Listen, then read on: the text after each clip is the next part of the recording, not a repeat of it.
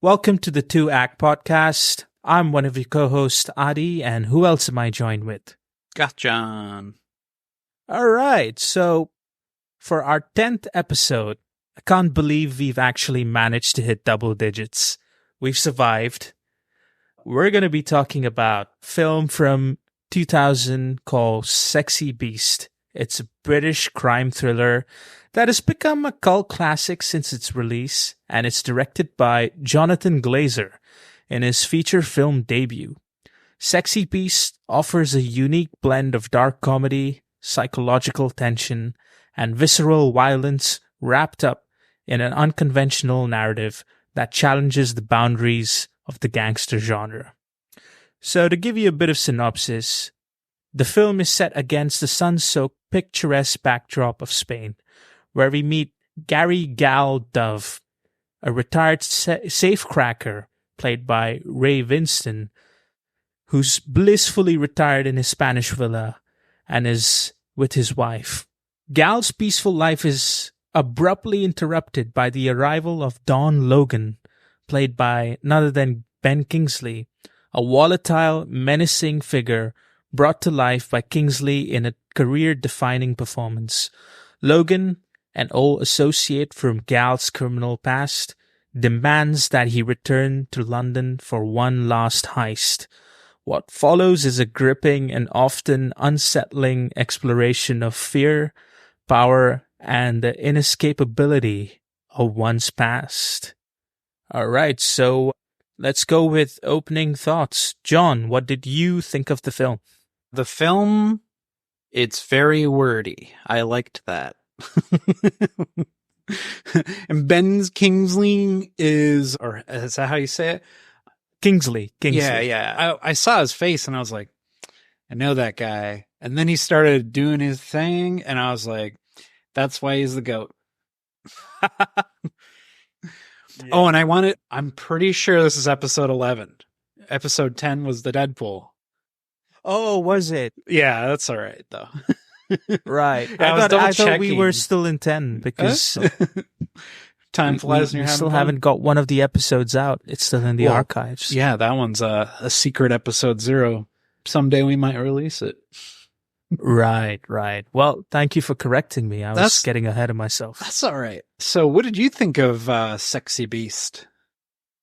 Well, I absolutely adore this film. It's, for me, it's probably my favorite UK gangster film to come out. And I would say it's up there for me with it's not like Goodfellas, like Scorsese masterpiece, but it's still very up there because it's one of those striking films that subverts the typical gangster film tropes where the genre often revels in glamorization of crime. This film instead focuses on the psychological toll it takes on its characters. You got Gal's internal struggle, his desperate yearning for a peaceful life, and then all of that is just thrown out of the window with the contrast of Ben Kingsley as Logan and his ruthless, relentless coercion and violence. And the tension between these two characters creates it just creates an unbearable atmosphere. And that's masterfully intensified by Glazer's direction and the film's dynamic, sometimes surreal visual style. So, up until that point, Jonathan Glazer was pretty much known for doing music videos and ads. I think he did a music video for Radiohead, which is pretty big, and he got attention winning awards that way. So when he did this film, this was his first ever feature film, and I just think it's quite an achievement. It's dated, it's a bit old, but it features some very good writing, some very good performances, and I love the fact that it's predominantly set in Spain. I think it makes a very compelling location for this to be set in. But yeah, that's just my opening thoughts. But was there anything else that stuck out apart from the dialogue or Kingsley's performance? A gross yellow Speedo is like the first thing you see when you watch this movie. Yeah, I get what you mean. And that is the iconic Speedo. It's just like, what is that? It's like Malcolm's dad. I'm like, what is going on? Gross. Yeah, and that it's very British. But once you get past that, you kind of like fall into the movie. You're just like, okay, all right, I'm along for the ride.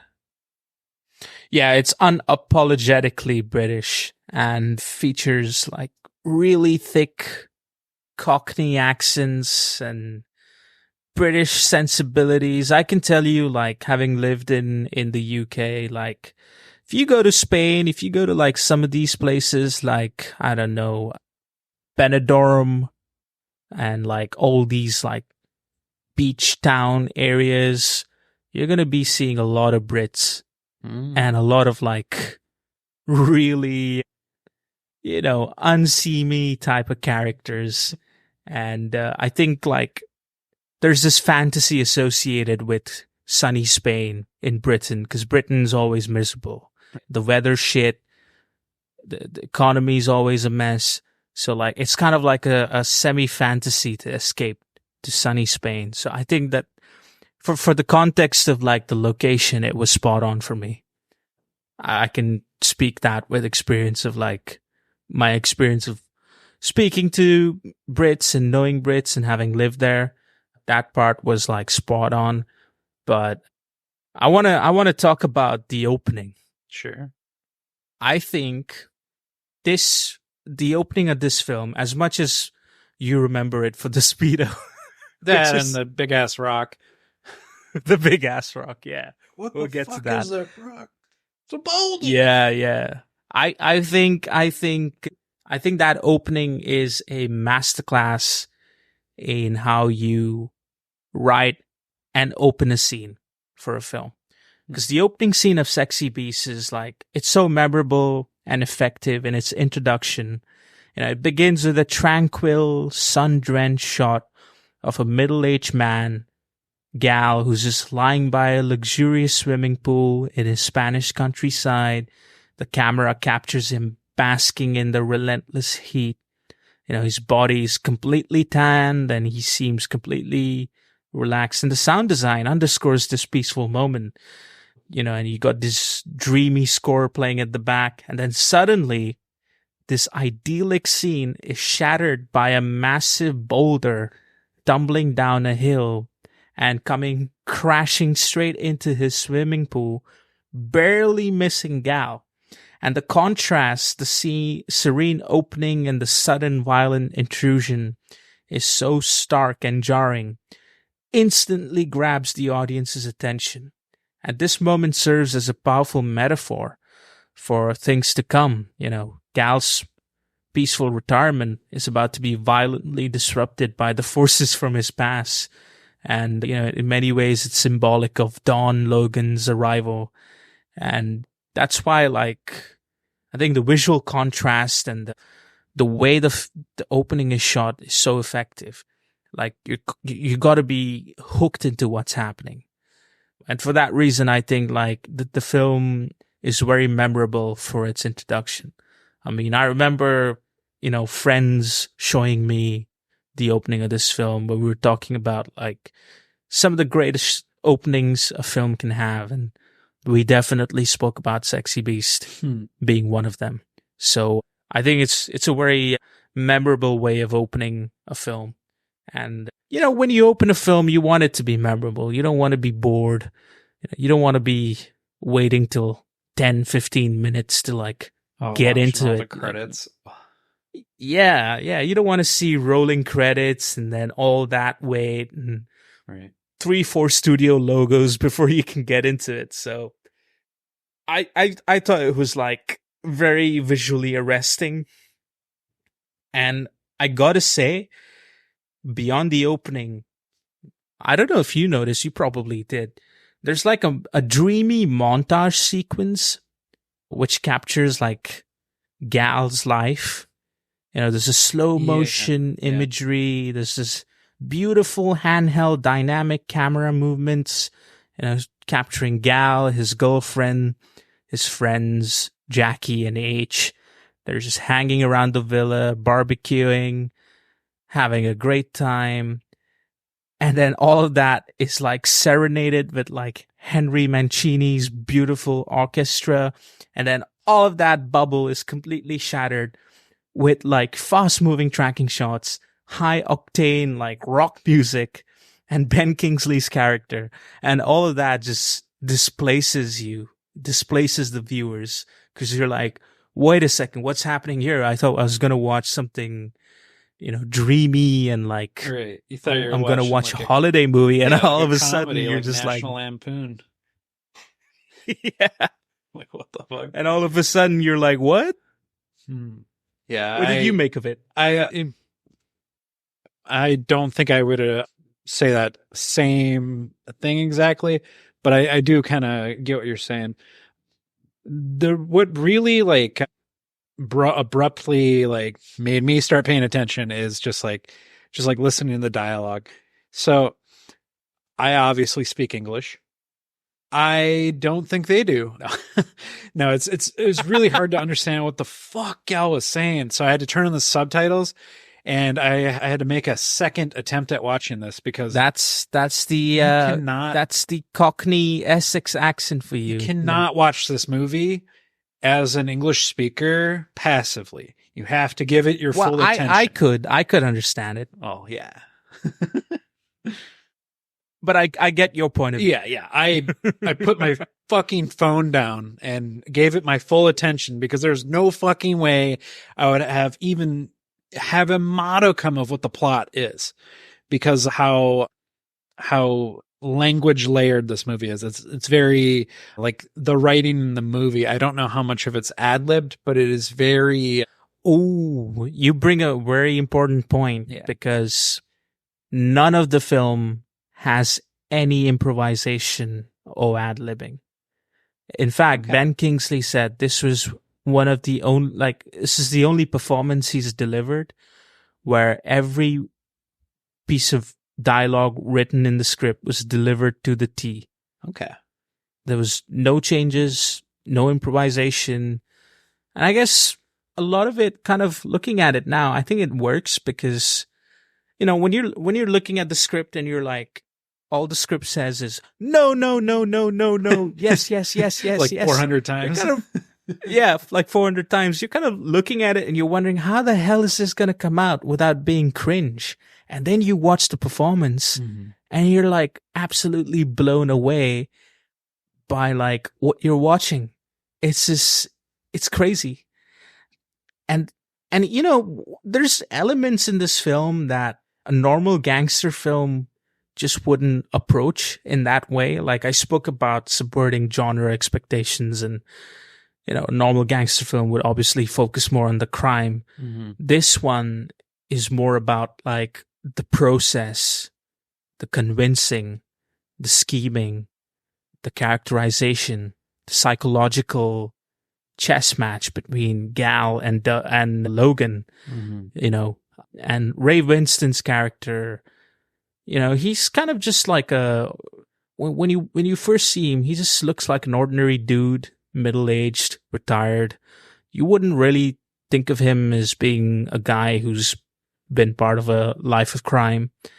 And then when you see Ben Kingsley's character come in, it just gets like completely, it gets completely thrown at your face, because Kingsley's just a violent piece of gangster venom, and Gal is just like completely submissive. And in fact, that whole scene where they're like at the dinner before his character's arrival, they're just like, they're about to have dinner, but then all of them look like shit scared. Right. Until one of them says, we got a call and it's Don and he's coming over and he wants to convince you for one more job. And there's just like silence. Right. It's like dread. So I thought the film did a good job, like really focusing on characters, building Kingsley's character, even though he's only in it for 40 minutes. Could you believe that? Oh, it felt a lot. It felt like a majority of the movie. Like, it did. Yeah, like, so Don Logan, he's like a no-nonsense kind of man, and he always gets what he wants. He's a psychopath. Oh, yeah. For sure. He's such a psychopath. Everything about him, his body language, he's so hyper aware and uptight, and like even the way he sits is like so stern, and like he never slouches, he's never relaxed. Yeah. And that's just accentuated by like Kingsley's rapid fire dialogue. Mm-hmm. There's just a lack of stuttering. There's no conversation. It's just constant escalation. Right. And that forces the other person to have no choice but to be like quiet. And it brings out like just shades of menacing scene chewing. And you see his eyes, they're just empty. But behind them, there's like this murderous rage of intent. And you can see he could just explode any second. Right. But what do you think of his introduction? Because up until that point, were you invested? Probably not. When Ben Kingsley shows up as Don Logan, I'm just like, oh, now I'm going to pay attention, because he is, a world-class actor. Even, back when this movie came out, it's just like, holy shit. Like Don's really pushing the screws to Gal, and he's like straight up like a drill sergeant. Like even like there's like a scene later in the movie, he like pulls him out of bed and starts yelling like a fucking drill sergeant. Like it's like straight out of Full Metal Jacket. Just like, going at him like a million miles an hour, because he really wants him to work on this job. And, and he ain't going to get stood up. No, he refuses.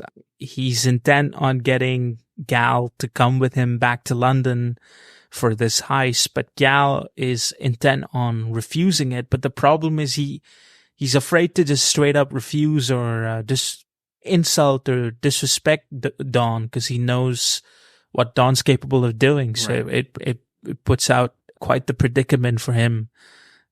But I think a lot of his performance, Ben Kingsley, is just an assault to the senses. And it's important you brought up, like, up until that point, like, he wasn't really known for playing these kind of roles. Like, he was an Oscar winner by then, and like known for doing roles like Schindler's List, Gandhi, stuff like that. Like a lot of like roles. Serious, but not like, not crazy, batshit, psychotic, right. insane roles like these. So when this performance came out, everyone was shocked. No one, in fact, Ray Winston was the actor who was probably more suited for this sort of role to play like Kingsley's character, because he had a built reputation for playing characters like that. But surprisingly, it's a switch, and it works. He was nominated for an Oscar for Best Supporting Actor. He didn't win. I'm surprised he didn't win. He should have won, in my opinion. Got snubbed. I don't know. I don't think I even remember. No one remembers who won it that year, but I remember this performance. And it's just a performance that revels in nuance. It maximizes dialogue delivery, body language. And there's so much subtext that offers so much insight into his character. I mean, on a superficial watch, he's just a madman.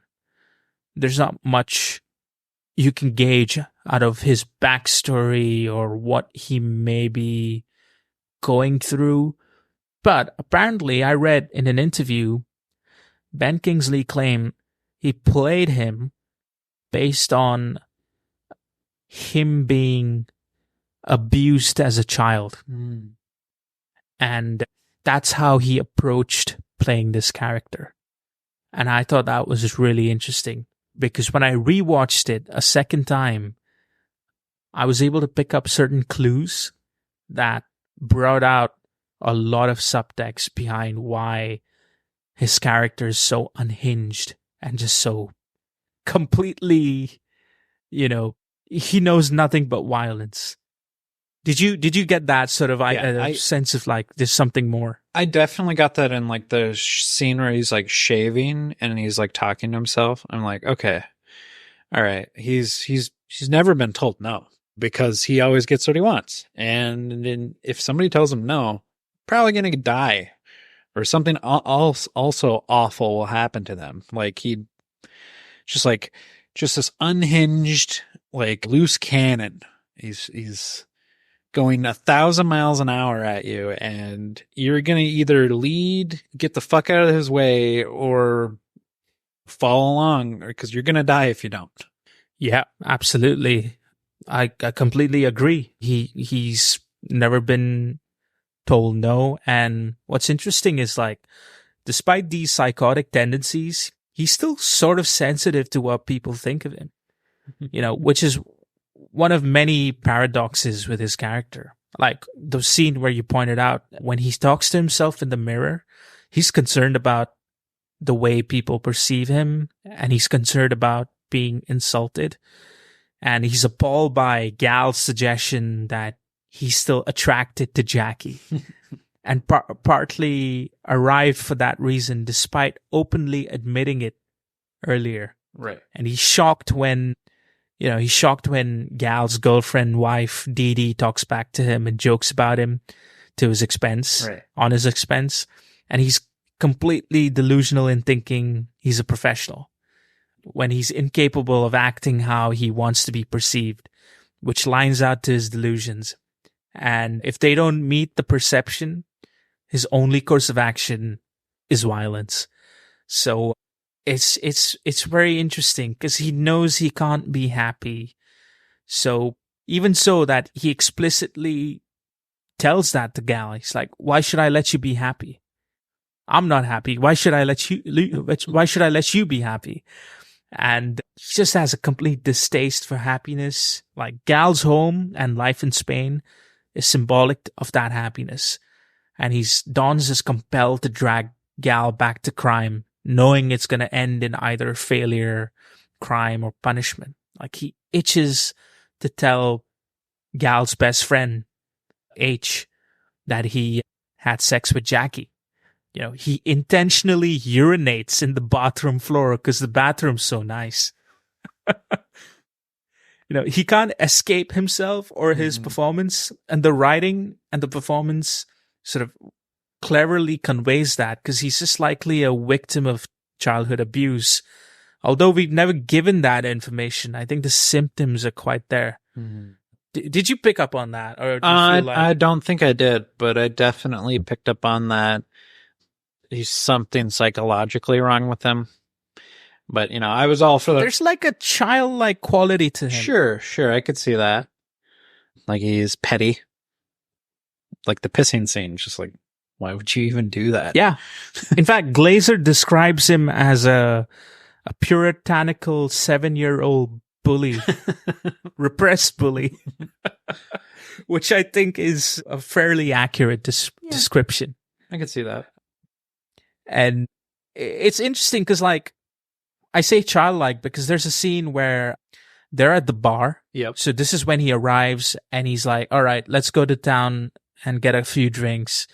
And what's interesting is the way that scene is shot. You've got Winston's character, Gal, who's like slouched, bent over the bar, and he's having a drink. And you got Kingsley's character, who sat the opposite way, facing the dance floor. He's got a glass in his hand, and he's just super upright. He's not relaxed at all. And he's constantly surveilling people around him, which just shows like his paranoia and like lack of trust. But that's when he's like hinting about like Jackie, the blonde character in the film. And he asks Gal whether she still likes him like a juvenile 8-year-old would. Talking about getting and then his next comment, finger up the bum. And his next comment is like, oh, she's got big tits.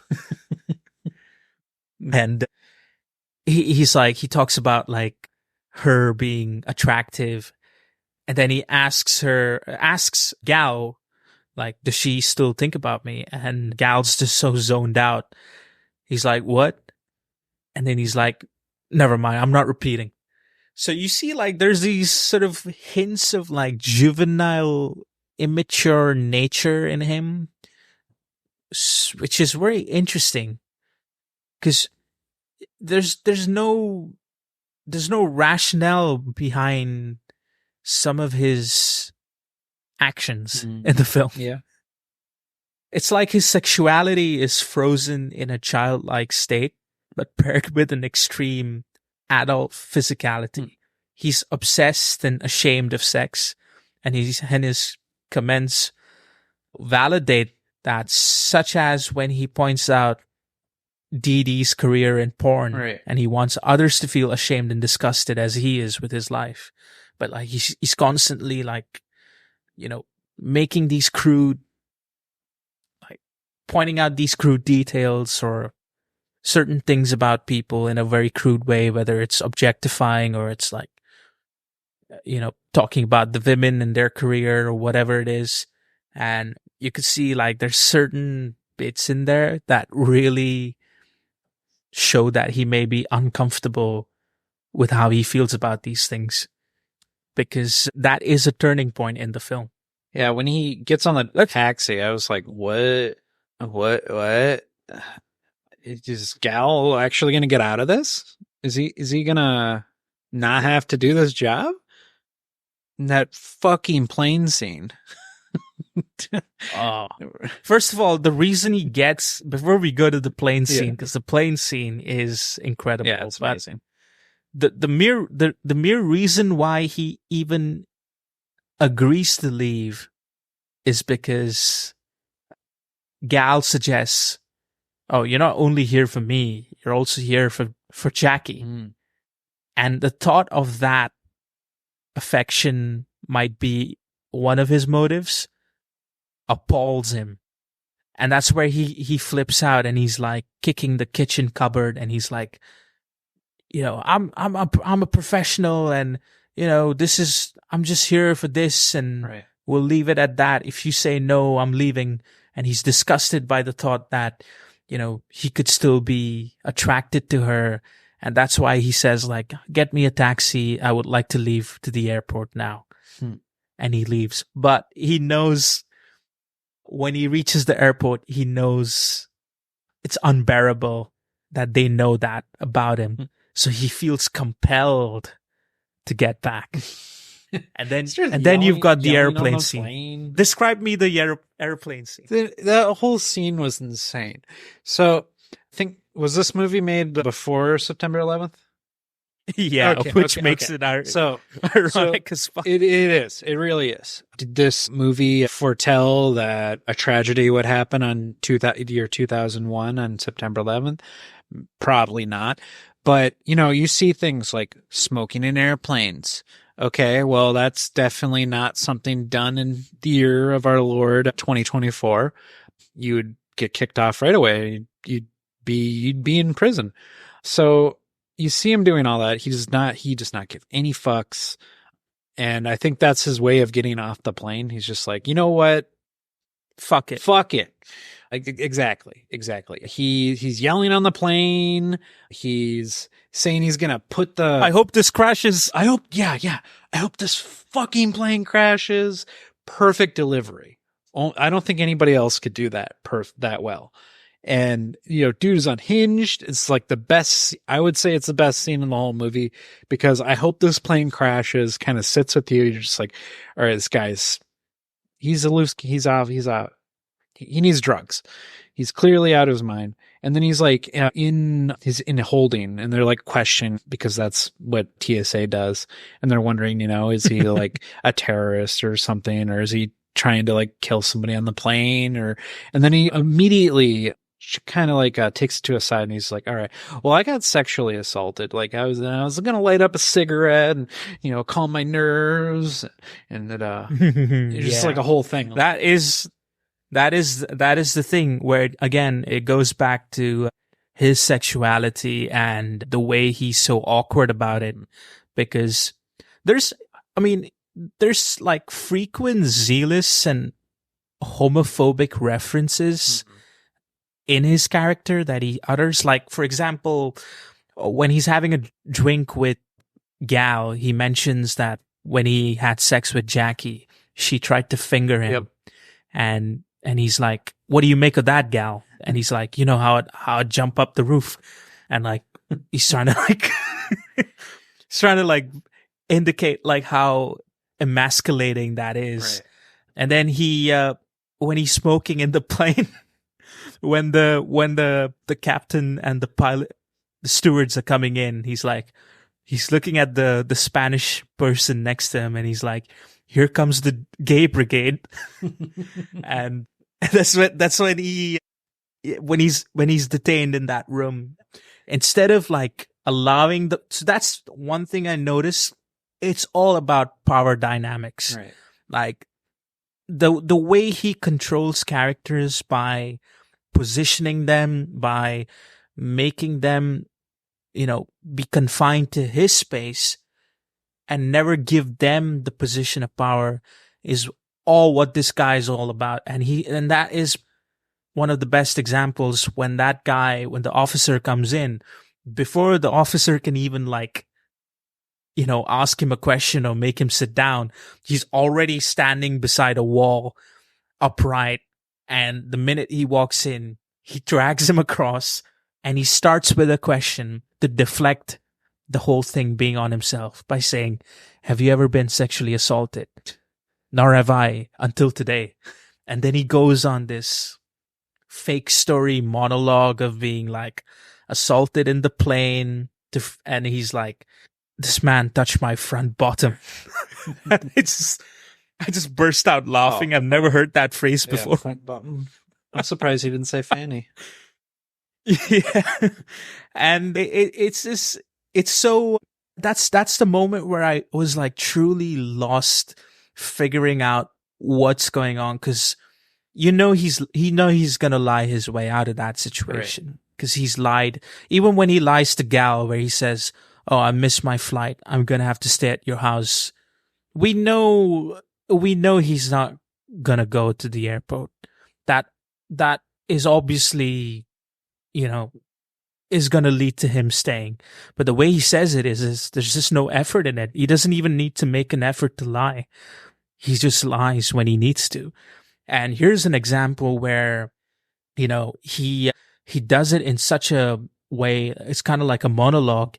And it sort of suggests that, it could suggest that he has experience and he's purposely placed this to make you question it. Like he fails, for the first time in that scene, he fails to maintain eye contact while he speaks. I don't know if you notice, because throughout his conversation, he's making direct eye contact at you. He's attacking you.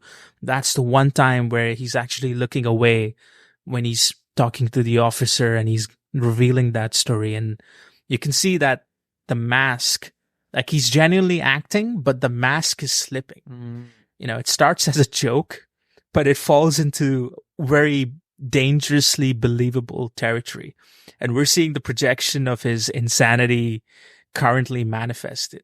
Yeah. Like, I'll give you another example. Like the way he looks at that pool boy when he's talking to Gal, like he just nervously glances at him when he first appears, which could possibly suggest that Gal is employing this kid for like illicit means. But you can just see he's so uncomfortable about it that there's so many hints of this coming out. And when you look into the fact that Kingsley explicitly said that, yeah, I portrayed him as if he was a victim of abuse as a child, I think there's so much you can gauge out of those moments that otherwise would be lost upon viewers. Yeah. Yeah, I could definitely see that. He's a crazy person. He might be a pathological liar, and then there's like a lot of like scenes in the movie where they're like symbolizing like Gal's just inevitable guilt being a gangster. And you see all these, it's like that weird rabbit or whatever that was like straight out of Donnie Darko. Yeah. It's creepy, surreal man bunny. Yeah, it felt So straight out of grotesque. Donnie Darko. Like, I almost thought he was gonna say like the famous line from Donnie Darko. Like, it's like, wow. It's all foreboding, isn't it? Yeah. It's all foreshadowing. He that knows, thing represents Don. Yeah, that's his crime past coming back, and it's gonna pull him back in, and he'll be lucky if he doesn't die. Right? Which is why it's so devastating that he's trying his best to like say no and not do it, not fall in, not give in. And you know, it's interesting because Gal is persistent. If you I think there's a dialogue that genuinely made me laugh like crazy. Is like, he's like, sorry, Don, but I'm just going to have to turn this opportunity down. And he's like, you're going to have to turn this opportunity. Yes. And then when he says no 40,000 times. Yeah. And he's always like repeating and saying the direct opposite of what Gal is saying. And it's like a boxer just wearing you down. You know, he's just maybe like, that's how haranguing you. He's harassing you. He's not letting you go. And he's not going to stop until he gets what he wants. That's probably how he is with women. Probably how he got with Jackie. Oh, just that's... come on, let's do it. And then it's this contrasting character and power dynamics constantly reflected in the direction of the shots and the blocking of the actors. I mean, Don is, like I said, he's constantly dragging people to his space, and he's intimidating and persuading those to what he wants. You know, he tries this several times with Gal. You know, he even asks him, "Are you happy in Spain?" While they're looking at the swimming pool. Right. And Gal's like, "Yeah, very much." And when he says that, it pisses him off. Right. He gets annoyed. And that's where he walks around and he goes to the table and he starts interrogating Gal. And it forces Gal to go towards him and sit in that area. And the whole thing is so uncomfortable to watch because, you know, Gal's in like a trap until that kid arrives and stares at Don. And that breaks up the tension in the scene, and it gives Gal a reprieve because he's kind of like a savior. Mm. But he does that throughout, like even with H, you know, where he like, you see the scene where H is like standing over him and talking to him. And then you can sense there's a bit of insecurity about him standing over him, over Don. So Don like hands him a note and says, "Yeah, I'm paying for your meal." And H is like, "Oh no, don't worry." He's like, "Behave, I'm paying for your meal." And then he's like, "Oh, thank you. And he's like, "Shut up." that's what, like, all those exchanges are like, if played by, I don't know if another actor could have probably not pulled it off as well as Kingsley does. In fact, what's interesting is, like, I read upon reading on this film that just like in the movie, the actors who play Gal and all the friends and his wife, they were like apparently on set 2 weeks. They were bonding, having a great time in Spain, and they were just dreading like Ben Kingsley's arrival because he hadn't arrived yet. So they had the same sort of like perpetual fear for him. Yeah. And when Kingsley arrived, he was just so detached. He just said hello, did his scenes, and he would sit at the end and like read his newspaper, and he wouldn't like interact too much. And yeah, I just thought like it's funny how that carries over. But what's interesting is, like, I know like a lot of this is going to be about Kingsley's performance, but I do want to shout out that the direction for a first-time director back then is incredible. Right. For a film that came out in 2000, you know, you've got technology against you, you got budget against you, and I was quite impressed by how bold the shot choices were. And you know, a lot of the scenes in the house are not handheld; they're static. or their tracking shots, and they're very big close-ups, and they all do an excellent job in like showing you the power dynamics. The close-ups show you like how uncomfortable the characters are. There's like large close-ups on Dee, and she's just like horrified. Yeah, everybody's about to shit I don't know their if you pants. noticed them. All of those characters are like, they're just uneasy. You can just see they're like Tense. it's so tense, they can't breathe. And I just think like some of the shot choices were great. And there's like surprisingly a really good use of montage, not only at the beginning, but also like towards the end where they do the heist. I thought that was pretty slick. I'm surprised they actually showed the heist because I thought they'd do a Reservoir Dogs and not show the heist, but they actually do show you the heist. And what's interesting is I like that flashback scene where when Kingsley first meets Gal, he's like recounting how the plan is. And he's like, I know a dude who knows a dude who knows a dude. And he goes into like a flashback where he like shows you the whole plan of how they're going to do this heist. And the character of Teddy Bass, played by Ian McShane. Yep, I If you recognize thought his Ben face. Kingsley, if you thought Ben Kingsley's performance was terrifying, oh my God, Ian McShane was another level of scary. He's only in it for like the last 30 minutes of the film or something. Oh my God, it was another level. He's a different type of psychopath. Oh, Cold and calculated, not I was like, abrasive. I was just thinking, there's no way Gal survives. Right, same. Yeah, Ian McShane, I'm sure he's in a lot of stuff, but I recognize him from John Wick. He was old in 2000. How fucking old is this guy? Dude's in his 70s. I believe it, and he can still act. Yeah, he still looks good for his age. John Wick, he goes, Jonathan. And that's my name. And I'm like, hey, that's my name. Yeah, I like his portrayal. Like, it's that crazy ass, that orgy scene. Like, what the fuck was that? You'd never see that in a gangster movie, like, ever.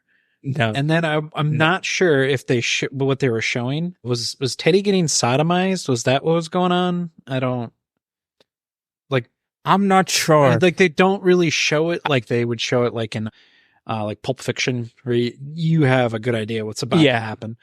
Like, was that the chairman taking advantage of him? I'm not sure, but it does show you like how lucky Gal was, because they, Oh yeah, because they get the job done, and then he's like, "Well, let me drop you off at the airport," and he's like, and then they're like stopping off at the chairman's house, the guy that runs like the bank, and they go upstairs, and then you're like, what's going on?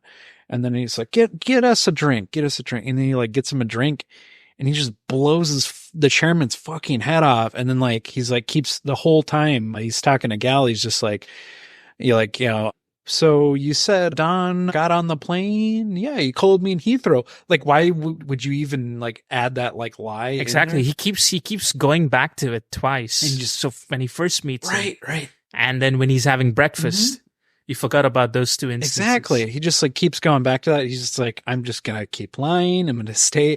I'm caught in my lie. I'm just gonna keep with it, because if I admit to him that I'm lying, that's disrespectful. There's sort of a nervous energy that radiates Ray Winston's character anytime he's in front of Ian McShane. And I thought, like, if you felt like the film loses its energy once Don leaves the screen, it just gets a lot more juicier. And the reason why I love the interaction between Ian McShane, and he's like constantly approaching him and he's asking him, where's Don? And he's like, yeah, I got a call. And he said he's in Heathrow. He reached. I don't know why. So the suspicion called me. I have, exactly. I mean, the suspicion I have is like, he was saying, right, that Don was due back on Wednesday. I think that was actually an attempt to trap Gal, because Don was always due back on Thursday, even though he lied to Gal and said that he missed his flight because he actually needed an excuse to hang around for Jackie. So if Gal had killed Don during an argument about the heist, then he may have just assumed they were telling the truth about being due back on Wednesday and taking the bait.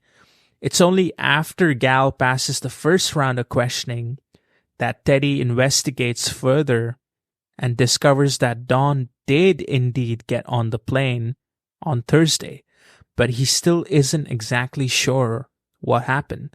Because Teddy knows that Don was probably escorted off the plane, likely arrested, and suspects that Gal may have something to do with it. But does Teddy think that Gal is a confidential informant for Interpol and gave up the heist? By the end of the film, it seems clear that Teddy has figured it out because the heist went forward successfully. So that rules out the possibility that either Don or Gal gave information to the cops. But Don is still missing. So it's possible that Teddy had the phone records checked to verify whether or not Gal ever got a call Thursday evening. So if he finally knows for certain that Gal is lying about the phone call, then he has to assume that Gal had something to do with Don's disappearance during the car ride to the bus station. And it ends with Teddy saying, "I'll have to drop in sometime." Spain, isn't it? Pay my respects. He uses the term pay my respects is a double entendre, which seems to indicate that he knows Don is dead. He then cuts Gal out of the heist as payback for killing Don, but also because Don was the only one with the knowledge about what Gal was owed for the job. But Teddy is still furious about the whole charade. He knows that Gal can no longer be trusted. He dumps him at the bus station as a warning to keep quiet and not come back to England, or there will be dire consequences. And Gal ultimately seems satisfied with the result as he finally achieved what he's always wanted, to get out of the game and retire in peace. Perhaps that was Gal's endgame all along. He knew that a sadistic psychopath narcissist like Teddy would never let him retire unless it was his own idea, and viewed it as punishment rather than a reward. And this sentiment is expressed earlier in the film where Don says, again, "I won't let you be happy. Why should I?" So Gal used Teddy's ego and greed against him by leaving a trail of breadcrumbs, slowly leading him to the right conclusion while banking on the probability that Teddy will rip him off and be happy to get rid of Don. So it was a very high risk play. But this sentiment is also expressed earlier in the film when Gal says, "No risk, no reward." So that's my theory on how it played out. Do you have a theory?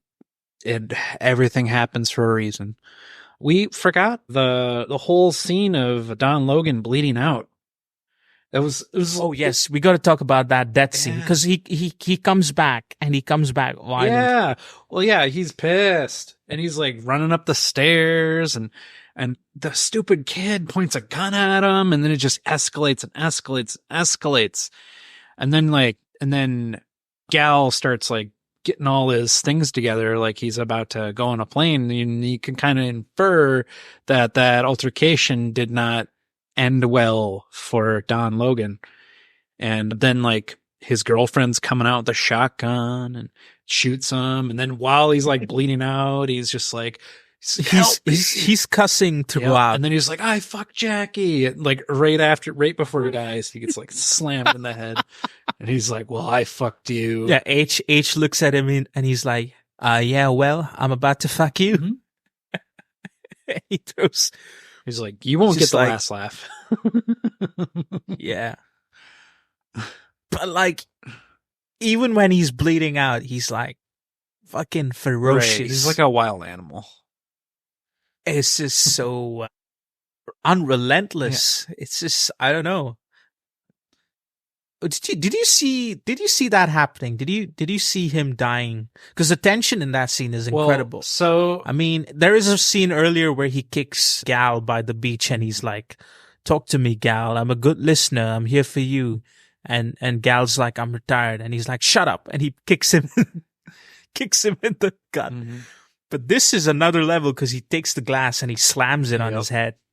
And that's where it kicks off. Yeah, I am kind of surprised that Don Logan didn't just kill Gale. Like, I'm kind of surprised, like, that's how it ended up. But, you know, shit happens. I think deep down there is a bit of friendship in there, because there's that scene where he's explaining him the heist, and he's like, oh, but you know, we're not doing it for the money, we're doing it for the edge, the buzz, the bum flufferys, you know. Like, he's basically trying to show a sense of camaraderie, right, or false sense of camaraderie, maybe, to show that, like, you know, this is who we are, we're gangsters, you know, it's in our nature to be criminals. And then there's another instance where, like, he's in the car and he's like, oh, well, everyone asks about you, and, you know, you never like, he's trying to guilt trip him, basically. Nobody's heard from you. Well, didn't know if you were dead. Yeah, he's basically trying to guilt trip him until they abruptly get stopped by a goat. Was it a goat? Was a fucking goat. Saved by the goat. So random.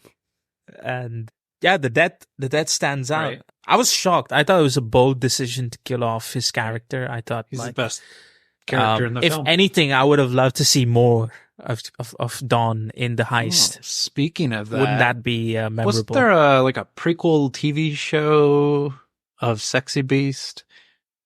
So the TV show, from what I know, came out much later. In fact, it came out a year or two ago. So this is like, I've not even watched it. I don't know if it's good or what it says. All I know is it's sort of a prequel set in the younger years.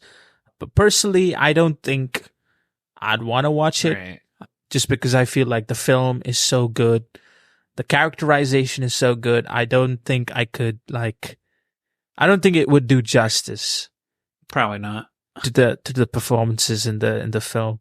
And if anything, every time we've seen a rehashing of, you know, old stuff that works, oftentimes it just isn't. Yeah, you get a fourth Matrix film. So, oh God, are they doing like a probably? Fifth I don't know. Wachowski. I lost track. I've lost track. Yeah, you can't make a good movie anymore. Sorry.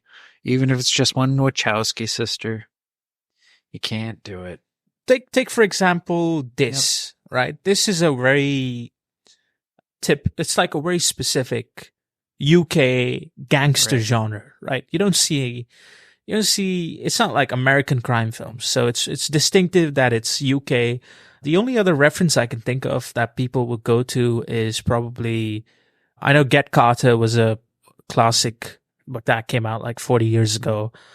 But the only other one I can think of is like Guy Ritchie. Have you heard of Guy Ritchie? I know the name. Yeah, so he's basically known for doing like British gangster sort of crime films like Snatch, Lock, Stock. He did a Netflix series called The Gentleman, which is based on his own movie. And they're all like very stereotypical British crime gangster films. And the thing with him is like he gets certain things right, but it also feels like, again, self-indulgent, not in the way you'd expect a crime film to come across. And that's why this film, Sexy Beast, is so unique, is because it's sort of like Drive. It subverts your expectations. Right. You know, you're thinking you're going to watch a crime film, but film revolves around crime, but it's really about like unique, interesting characters that drive the story.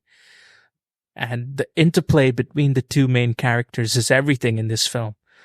And the repercussions of what follows, and, you know, the paranoia it brings out, and all that being contrasted by the setting of it being in this beautiful, idyllic villa in Spain. All of that is just, there's so many things that I can point out that I think this film does right, that so many films would try to attempt to do and not get.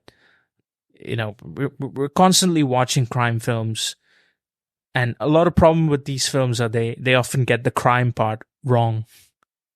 So this was very refreshing to watch, and I'm sure it's still well regarded, but what's interesting is like it's still not that known. Yeah, today. I've never heard of it. I don't think a lot of people know about it. Exactly. That's why I recommended it, because when I was thinking about a film to pick, I was like, well, let's pick something that will make a worthy discussion, but also will be worthy to point out, because it's easy to pick like a classic crime like film, The Godfather, like Goodfellas, yeah. Godfather, Goodfellas. Yeah. Like these are the classics. They're always going to be talked about. They're always going to be well regarded. It's not like this film isn't well regarded. It was nominated for awards and stuff, but it's just great that it's an independent film. It's a first-time director. And Ben Kingsley literally said, when asked about his experience working in this film, he said what he liked about it was a completely fresh, unique vision. Often when you work with like directors who've done loads of films, they kind of build a reputation for doing certain things because it just works. But over here, it's a completely new vocabulary. It's someone fresh who's directing something new. And that's fun. That whole process is fun. And I can see that. Like when I look at the shots, when I look at the editing and the emphasis on screenplay and direction, a lot of it could like be jarring if done excessively, but I think it just gets it right. Like overindulgence in montage sequences can often go very wrong. A lot of films think that they can do that and put a really cheesy callback song, make you feel all nostalgic or whatever, but it just comes across as cringe. But I just feel like this is a rare example of where they actually nail it, and it just works on a technical level. Did you have any points or comments on the direction? I don't think so. I think I covered everything I wanted to cover. Should we go to final thoughts, ratings? Absolutely.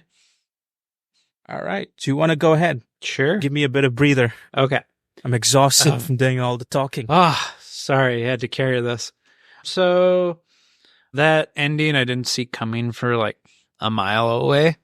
He just gets out of the car and he doesn't die. Like, what? And then he reaches in his pocket and he's got some shiny earrings. I'm like, oh, he actually got something. I was really surprised he didn't die. Like, I liked that. Although I did kind of wish Gal died. Like, I just wish Teddy just blew his fucking head off, because he is just... Well, what's to say that doesn't happen eventually? Well, maybe that happens in the prequel. I don't know. The time travel.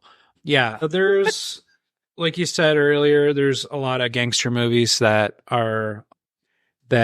do what this film does, and like Martin Scorsese type like level of like echelon. I do appreciate that it's not a sequel. It's not something that's been done a billion times before. This isn't Jason 15 or Freddy Got Fingered 96. Not that ever got a sequel, but Freddy Got Fingered. I was thinking like Freddy Krueger, but yeah. So I'm going to generally give this like I was him and Han about like a 7 or an 8. I'm going to firmly go with an 8 out of 10. There's a lot of things that this movie does well. The dialogue in this movie cannot be, surpassed. It can't be, I don't think you could have written this movie better. It's just like how like well the dialogue like in syncs. And then there's all this like slang and stuff like, obviously I ain't going to understand, but I'm going to get like context clues that, he's, giving him a once around about being a little, crybaby bitch that doesn't want to do the job. Calls him a spunk bubble. Yeah, what the fuck does that mean? The fuck's a spunk? I'm not gonna describe that, okay, but okay. there's some really really colorful, inventive insults. Yeah. It might be one of my favorite films for insults. I don't think I've Well, I watched wonder what a film the that's... cunt counter is on this movie. It's got to be high. Oh, it's 21. It's 21. Oh, well, I'm surprised checked, you knew how yeah. fast that was. Yeah, and I checked. Fuck's been used like 115 times, which is pretty tame. It's an That's like R-rated Deadpool. movie. Deadpool had 100 fucks. 100 fucks. 100 fucks per minute. No, just per whole duration. Not literal, of course. Oh no, that'd be awesome. We'd just be watching like a porn film. That would be, I think that would be pushing it at the Marvel headquarters. When are we gonna get our first graphic Marvel sex scene? I think there has been, right? Probably. Oh, well, I don't know. Logan. You probably know this. Does Logan have one? I don't think I don't so. know. just thought of just thinking of like Marvel movies that are rated R. Yeah, it gets out with Cyclops. Oh, sorry, that was my fan fiction. My bad. What would you give this for a rating, Adi? Yeah, I mean, I agree with all your points. I love the screenplay in a very unique way. I think like when you read it, this shouldn't be working. All right. I don't know how they figured it out, but it's just it's a testament to how great a collaboration it is between the directors, writers, and the performers. I think like I love the fact that it's set in Spain for a lot of part. I love that it's character driven, rich in performance. The direction is bold. You can see that it's like rough around the edges. It's not like the most sleek film for its genre, but I love the choices it makes. And like I said, the camera blocking, the static shots that really bring out a lot of the power dynamics and the contrast. You got amazing close-ups. It's just really great storytelling. And yeah, I also would like, I was kind of hemming and hawing between an 8 and 9, but I guess I'll give it an 8 out of 10 as well. Sure. A very high 8 out of Right, 10. closer to 9. Closer to 9, yeah. You could say kind of like, yeah. So yeah, closer to 9. I think it is underrated, and I do wish more people would be talking about this film. And I know like those who do watch it will remember it for one very like unhinged, memorable performance. But trust me, if you give it another go, you will find so much more in the narrative that is tucked within the subtext, tucked within the visual choices the film makes. And I just love that it's a British gangster film because, you know, it's something fresh, at least for me. And having lived in the UK, I can like really appreciate the slangs, the delivery, the mannerisms, the context. Like I said, I spoke about why Spain as a destination. So there's just so many things that I like. And Jonathan Glazer, you know, I don't know if you're aware of his work, but he's only made like 4 films, I think. This was the first film he did. And then he went on to make a film called Under the Skin, which is like a super art house sci-fi film starring Scarlett Johansson. And I guarantee if you watch that film, you will be like tripped the fuck out. You'd be wondering, what the fuck am I watching? Fever dream. And then the next thing he did after that was a film called The Zone of Interest, which is it's a film that won the best international feature Oscar, I believe, in this year, the year that just went by. And it's about a concentration camp in Auschwitz, but the story takes place in a house of a Nazi commander. So you don't see anything of the camp. All you do is see the characters in the house, but you hear the camp, you see the camp in the background. And again, this guy, he's just a bold filmmaker. So the point I'm trying to get across is like, I consider this guy to be, you know, a risk-taking author and a guy with distinctive vision. And he's known for a lot of music videos as well. And I can see how that influences his work. So for that reason, like, I do appreciate this a lot, and I would like to highly recommend Sexy Beast to our viewers. Yeah, you should definitely watch it. That airplane scene on YouTube while you're on the airplane with your speakers open. I hope this fucking plane crashes, and then you'll be immediately. Oh, he just says, "I hope it." He just says, "I hope this crashes." Yeah. Well, that's generally the energy you get from it, and then you'll like watch that, and then like somebody like sitting next to you is like, "The fuck," and then you'll be expeditiously escorted off the plane and immediately put in questioning.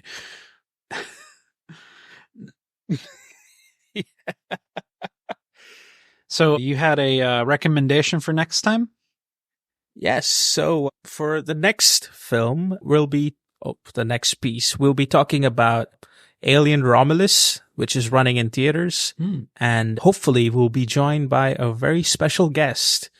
I'm sure many of you have heard of Alien and the Alien franchise. This is the latest edition, directed by Fede Alvarez. And I'm not sure what the synopsis exactly is, even though I watched it. So I guess I'll just leave it for the next one. It's an alien movie, and it's probably after Prometheus.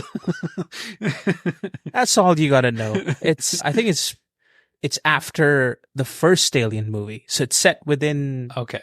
It's set after the first part. Am I going to have to get out like the Zelda timeline to figure this out? Because that's the most complicated timeline. Hopefully not. Hopefully not. But if you had to know nothing, just watch the first one and then watch this, because it's set literally after the first. Awesome. So I love Alien. That's all you need to know. We shall see you for that episode. Awesome. All right. If you don't want to be spoiled for Alien Romulus, you should probably watch that. Later.